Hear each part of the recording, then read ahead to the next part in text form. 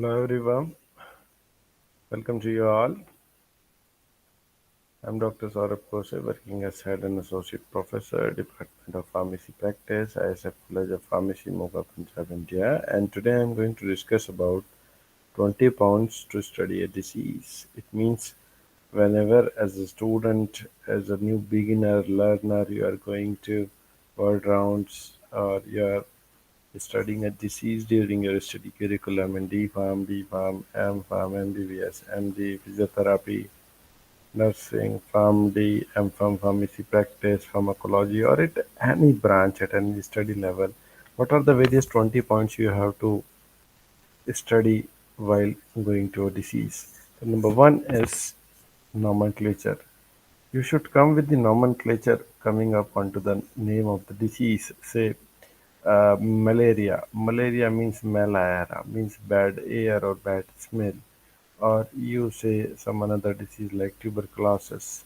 So the lysis of the this tuberculin productive cell. So certainly every disease, its nomenclature is on some incident, some scientific event, or some invention.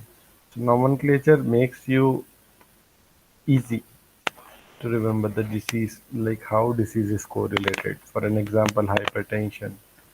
So when the arterial blood pressure is increased, then it becomes high, so hyper. So and if it becomes low, hypotension. So typically diseases are of four types: infectious diseases, deficiency diseases, hereditary diseases, and physiological diseases. Then acquired diseases, acute, subacute, chronic condition disease, congenital diseases, where are the birth defects or the genetic changes occurs, genetic disease, hereditary, inherited, heterogenic disease, and idiopathic disease.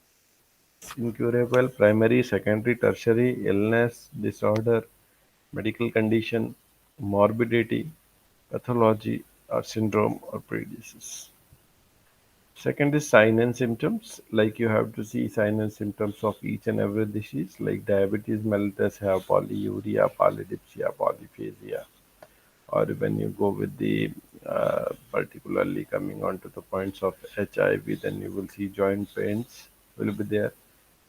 Lymph enlargement, lymphadenopathy will be there. There will be fever, chills, rashes, and sometimes at the last stage you will also find some uh, signs and symptoms.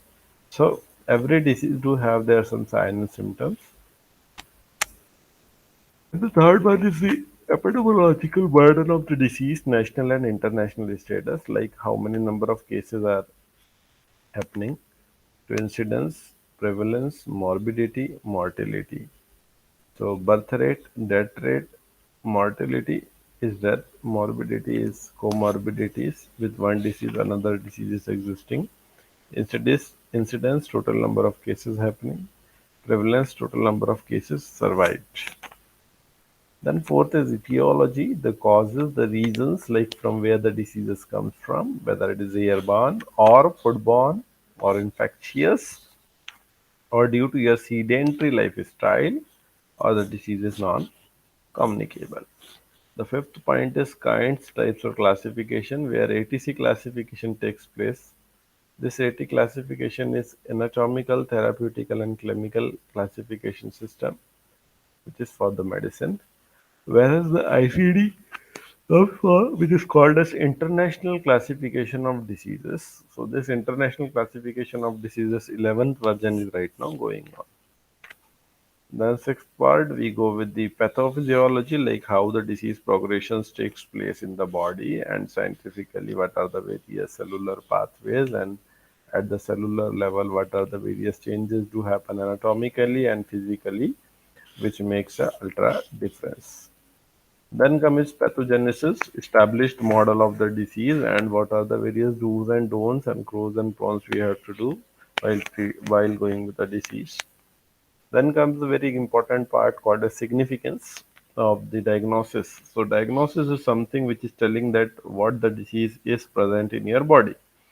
So typically diagnoses are of three to four types, like coming up onto the differential diagnosis.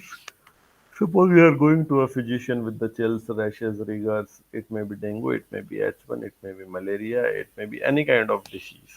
And particularly coming on to the next version is conformational, then differential diagnosis, then coming on to the provisional diagnosis. For the meantime, the physician will write some medicines based on the symptomatic and prophylactic therapy, empirical therapy.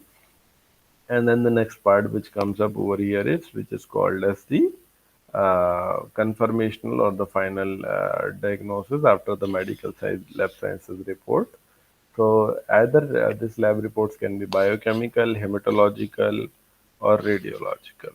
So diagnostics is defined as the identification of disease by examination of symptoms and signs and by other investigations, an opinion or conclusion so reached. So thorough analysis of facts and problems in order to gain understanding and at future planning and opinion or conclusion reached through such analysis. A diagnostic assessment is an intensive clinical and functional face-to-face evaluation of a recipient's mental health, development disability, or substance abuse condition that results in the issuance of a diagnostic assessment report with a recommendation reading whether the recipient meets target population criteria and includes an order for enhanced benefit services that provides the basis for the development of an initial person-centered plan. Then diagnosis. What is diagnosis? The identification by a medical provider of a condition, disease, or injury made by evaluating the symptoms, sign presented by a patient. The act or process of identifying or determining the nature and cause of a disease or injury through evaluation of patient history, examination, review of laboratory data, the opinion derived from such an evaluation, brief description of the distinguishing characteristics of any organism as for taxonomic classification. Diagnostic criteria.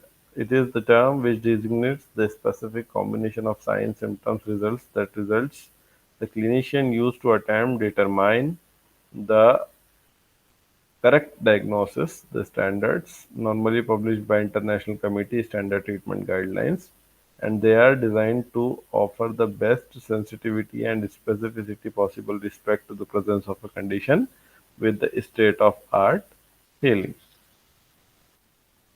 Types of diagnostic testing: principal diagnosis, admitting diagnosis, differential diagnosis, radiological diagnosis, laboratory, clinical, prenatal, diagnosis of exclusion, dual diagnosis, misdiagnosis, self-diagnosis, remote diagnosis, nursing diagnosis, computer-aided diagnosis, over-diagnosis. Errors in the diagnosis is called as the misdiagnosis, where the cause and factors of errors in diagnosis are manifestation of this condition where not sufficient and noticeable condition is there. So for omission, too much significance is given to some aspects of diagnosis. The condition is a rare disease with symptoms of various other condition. The condition has a rare presentation. Then comes ninth point is non-pharmacological treatment, where alternative medicine system, lifestyle modification, diet chart, exercise, as per instruction of disease fraction of field, treatment, labels of drugs with brand names, generic names, drug-related problem, dose, first line, second line, third line, emergency pen 1 referral, management, chronic diseases, medication adherence, pharmaceutical care, patient counseling, 12 point, counseling of patient specific disease situation, introduction, contact, process, conclusion, communication, verbal, non-verbal, patient information leaflet, ease reading score, and pictograms, and with the help of certain easy words we represent the patient. Then the medication adherence pill pro or dosage boxes are prepared. Then the discharge summary of the inpatient where the medications what he has to check. Then the revisit or the follow up schedule again when the patient has to come up. Then case study from internet sources, e-books, web pages, links. Then there should be a case. It may be taken from the ward round participation also from the hospital. Doesn't matter, but it should be a genuine one from the reference books of the medicines such as Harrison, Davidson, Herfindahl, Oda, Campbell, DiPiro, etc. Then model case presentation. So first one is farm format, which is called as finding, assessment, resolution, management. And then the second one is SOAP, called as subjective objective assessment and plan. Then we can go with the audio video tutorial, then multiple choice question answers, or a paragraph, and at the last references should be there. So ladies and gentlemen, thank you so much for watching this video.